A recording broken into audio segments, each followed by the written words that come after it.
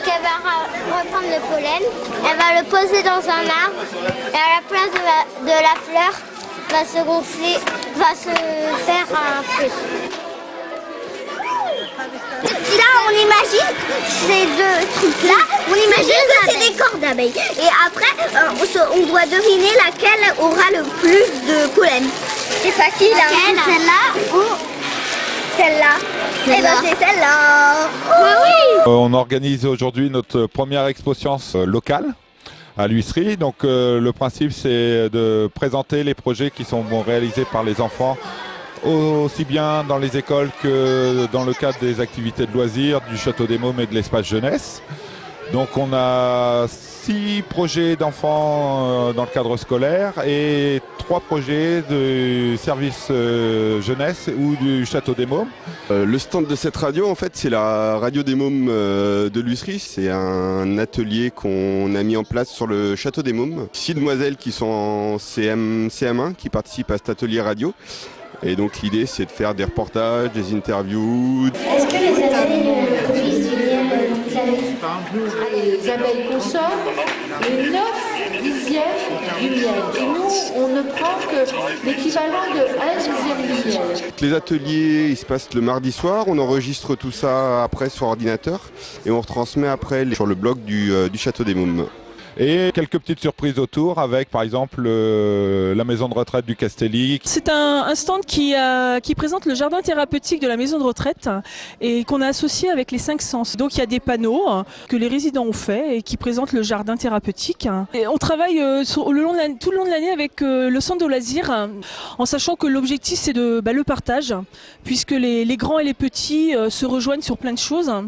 Et notamment sur le sens, enfin c'est les 5 sens, c'est du spontané chez les enfants et chez la personne âgée aussi. Au niveau des personnes âgées par exemple, lorsqu'ils sentent une odeur, on va partir sur l'odeur, lorsqu'ils sentent une odeur ça leur rappelle à des souvenirs. On va prendre l'exemple du crottin de cheval.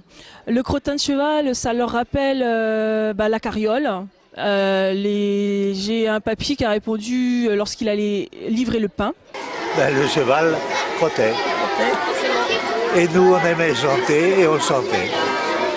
Et ça, on avait du genre. Voilà. Alors à chaque fois, ça me rappelle mon pays, c'est la Bretagne. Est-ce que vous savez à quoi ça sert le crottin de cheval? Dis-le plus fort. C'est quoi ça? Il dit que ça sert à faire de l'engrais. Ma mère guettait les chevaux quand ils passaient et s'ils s'arrêtaient et qu'ils crottaient, vite elle allait et elle ramassait. Le jardin thérapeutique c'est une vraie réalité. Il est en fonction depuis quelques semaines à Corian-le-Castelli. Alors une association qu'on commence à bien connaître, c'est les Francas, qui là font des petites expériences autour de l'alchimie culinaire. C'est un stand qui a pour but, avec les enfants, d'expliquer un peu ce qui se passe dans nos casseroles. Là, on fait de la béchamel à la menthe. Ça se fait comment ça? D'abord, on mélange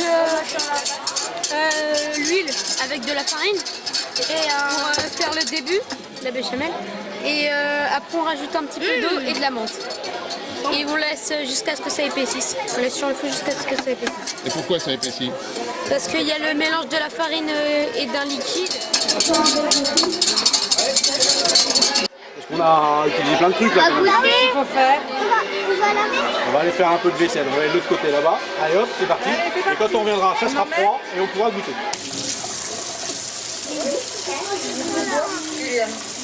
Alors, on va avoir un petit diaporama à côté du stand des abeilles et après il y aura une dissection de pelote de réjection.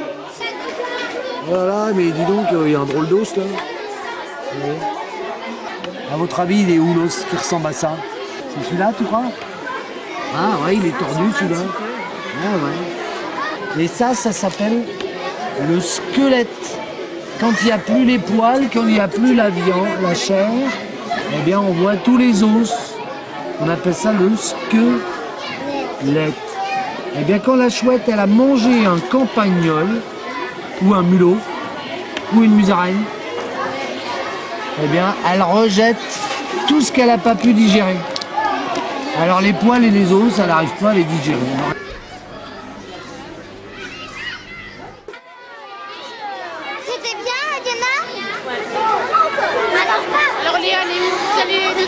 On a vu toutes les étoiles, toutes les constellations des étoiles, toutes les planètes. Aussi, on a vu une fusée décoller. On a vu 2 films aussi. Et puis ils ont dit, les films ils étaient rigolos aussi. Bilan très positif puisque 100% des classes ont participé, soit en tant qu'exposants, soit en tant que visiteurs sur la journée du vendredi. Et puis aujourd'hui, il y a quand même aussi beaucoup de parents. Donc le bouche à oreille fait par les enfants auprès des familles apparemment a bien marché. Ça va appeler aussi, on l'espère, à renouveler cette opération dans l'avenir et surtout le partenariat entre les différentes structures qui travaillent autour du temps de l'enfant.